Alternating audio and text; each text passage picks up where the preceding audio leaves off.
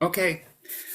Greetings, everybody. My name is Randall Floyd from Indiana University. I'm also representing the Samvera community as the Hyrax co-technical lead, a distinction I share with another Indiana University colleague, Daniel Pierce. So what I'm sharing today is not so much like a showcase, showing something, a product of something, or a result of something in the kind of the spirit of what a lot of you all are sharing this week. It's more, it seemed like a good opportunity and a good audience for sharing a emerging conversation that we're starting to have, that I think we're going to have coming up in the next year, especially in Samvera community, as relates to the way that Hyrax has historically always used Fedora and the way that it currently uses Fedora, and some opportunities for maybe re-architecting and reconsidering how we use Hyrax, or at least to give more options as to how we use Hyrax. So this came out of Sorry, Randall. I don't want to interrupt. Your screen share is also mirroring your like the Zoom window is all there, and so we have two of you. Like you can see oh, your. I don't know how to rectify that. Um,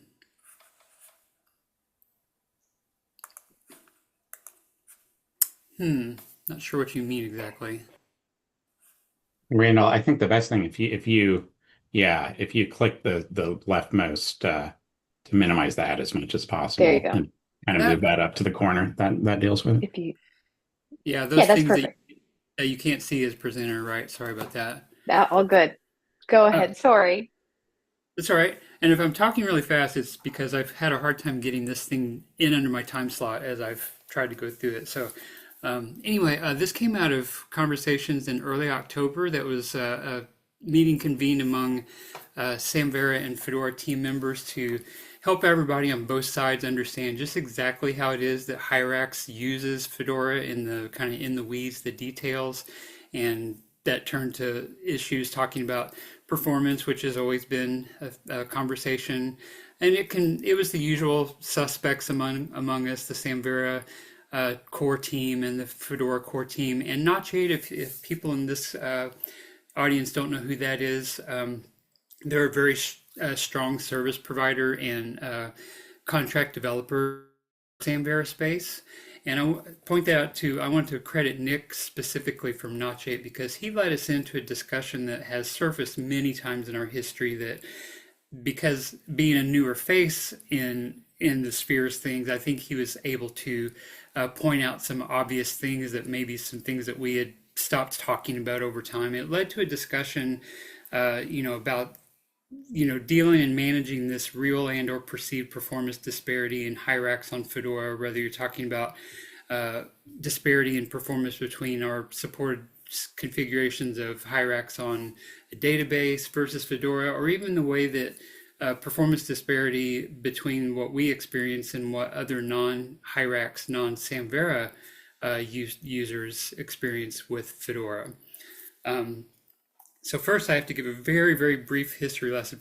Fortunately, Julie and between Julie and Chris, there was a lot that was talked about there that I don't have to cover. But I am flashing this screen to show that performance has always been a pain point for us, going all the way back to pre-Hyrax when we were Hydra and the early days of it produced lots of people trying to do things like this to get Fedora kind of out of the way of the direct line of fire and the direct interaction within the application, and try to get it downstream a little bit by like piecing other things in and around Fedora and the way that Hyrax interacts with Fedora, and like sidecar triple stores like Blaze Graph, things that were more performant. And that is eventually what gave rise to what is now known as, whoops, sorry about that. I'm missing that gave rise to Valkyrie, that fortunately Julie talked about. I don't have to go as much into, which is the way that we currently are configurable storage adapter layer that allows us to use different storage options. Originally, mostly that was to give people the option to get away from Fedora 4 and use, say, Postgres database natively.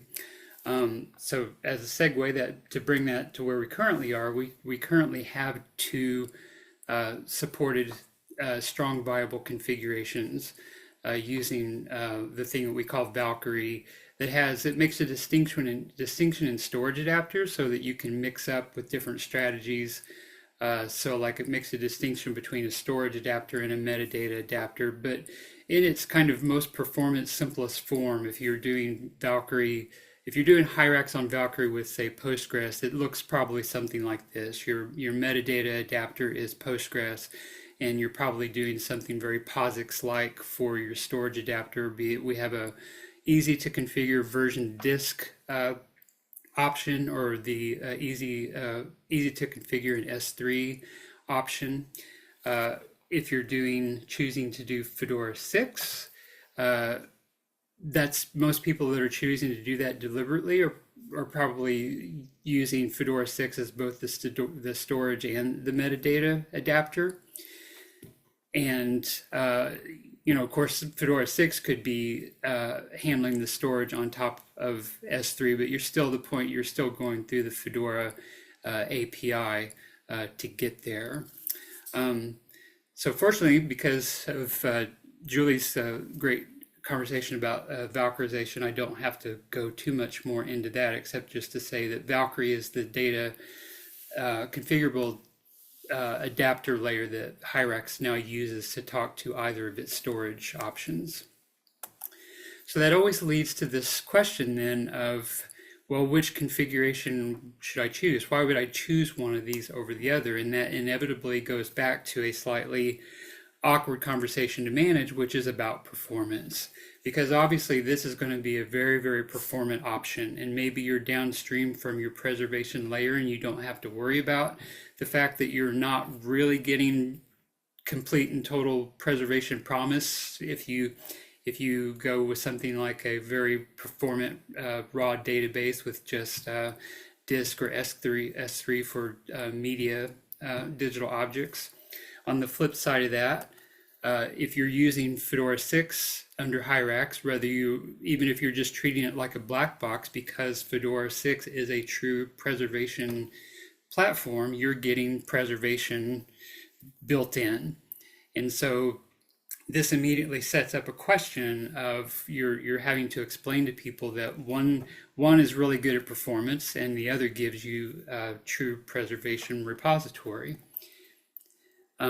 But obviously, logically, one of those is going to be more performant than the other. Now, I always try to take the opportunity to plug, and just am so grateful to the Fedora community and the great response over the years of getting out of the Fedora 4 performance woes when it was built on ModeShape. And I think it's extremely performant. It's very performant, but using it the way that we do in Hyrax, it's obviously going to be less performant in that context, and because it just has a lot more to do.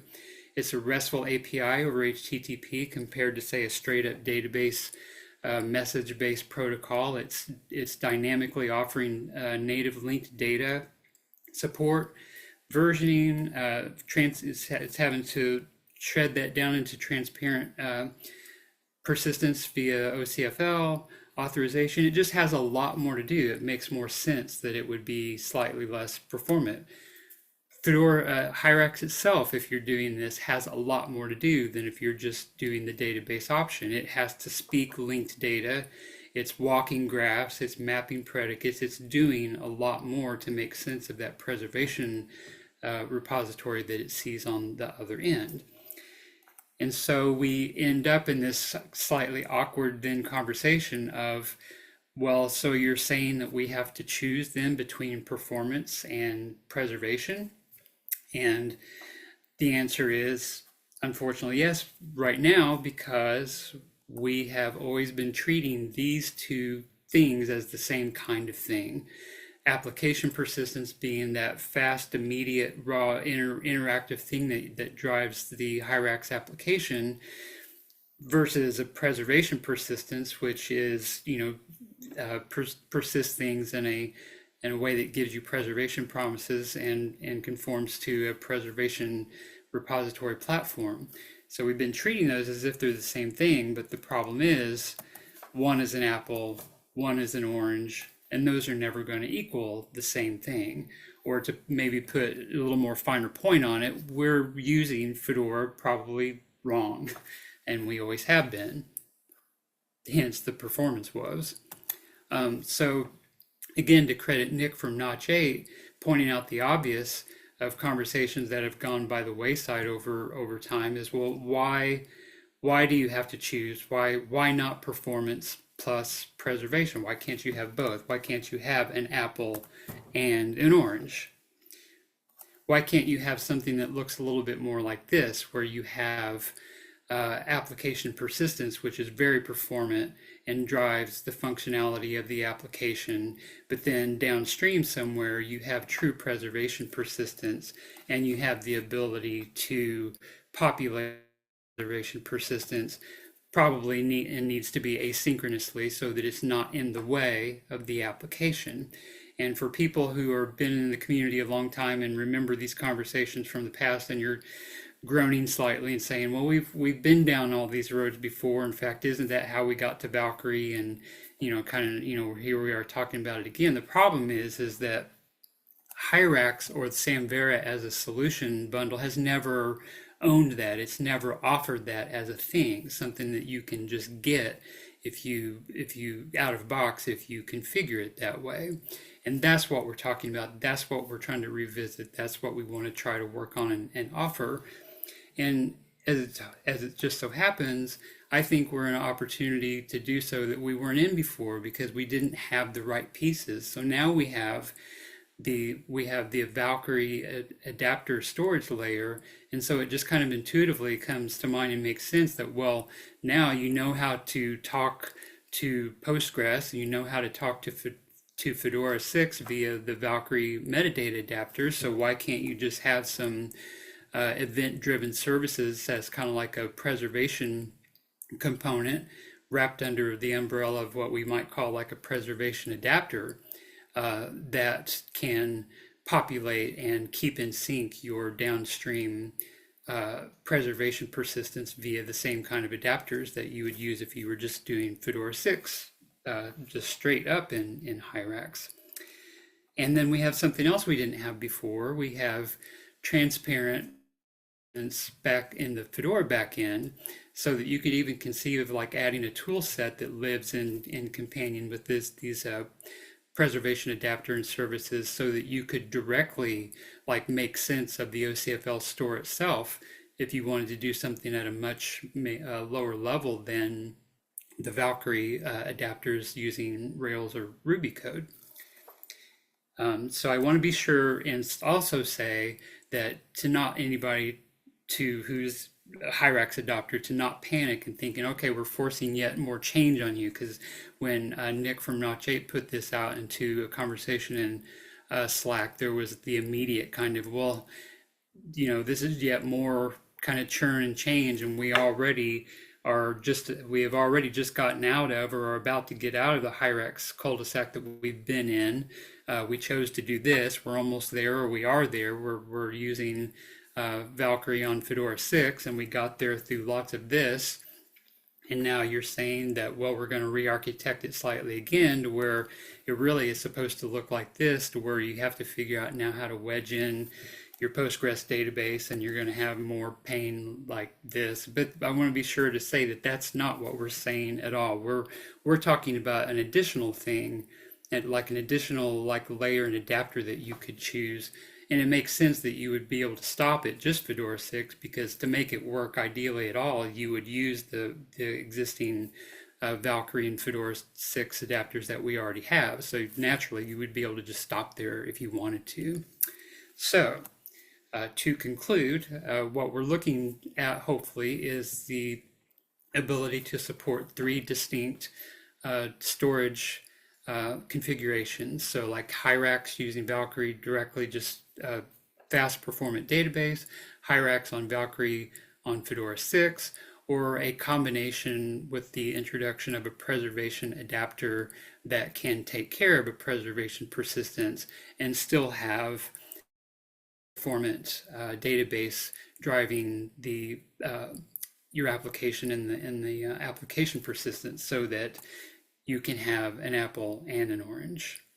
For myself, I am concluding my year as the Hyrax co-tech lead, but I have a strong interest in this work, so I would definitely volunteer myself as being kind of the primary person investigator, but I would be leaning heavily on anybody that has an appetite for such a thing on either side of the Samvera or the Fedora community side, either side of those aisles to join me on that. And as we get traction, we'll be sure and communicate where and how you can follow that work. And with that, let's stop share.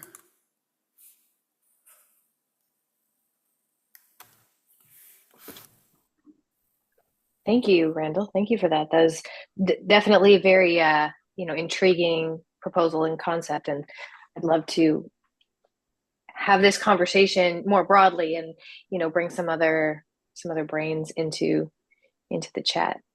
Any questions for Randall? Emily. Hey, Randall. Hello. Thank you for explaining this. Like, I've heard Sorry, I didn't know if you could hear me or not. Thank you for that context about this discussion. And I think I personally would like to learn a lot more about kind of what the use cases or functional requirements for a preservation adapter type thing would be. And if, anyway, I will just express my interest in hearing more about how this develops. Great, thank you. And of course, I have zero answers for any details other than just kind of intuitively how something would evolve. Yeah, but I just want to reiterate too, I think we continue to use Fedora and stick with Fedora and have been actively working to get all our data up into Fedora 6, mainly because of those preservation use cases and the functionality in that space that Fedora provides, and also this broader community that's also contributing those use cases. So just wanted to say that. Thank you. Julie, we'll take your quest. We'll take Julie's question, and then we'll flip over to Dan. Yeah, I just wanted to say that I think this is really interesting to consider, and I'm actually intrigued by this for what IU is doing with Hyrax and Fedora as well. So I think and I don't know if Randall, if that's partially where you're thinking of things for this too, since we're both at IU. But yeah, I'm like, oh, that thinking about this for an application and a preservation layer, like that could move us a lot farther along for the preservation work that we're trying to do as well. So Yeah, the conversation was in response to community's expression of yeah.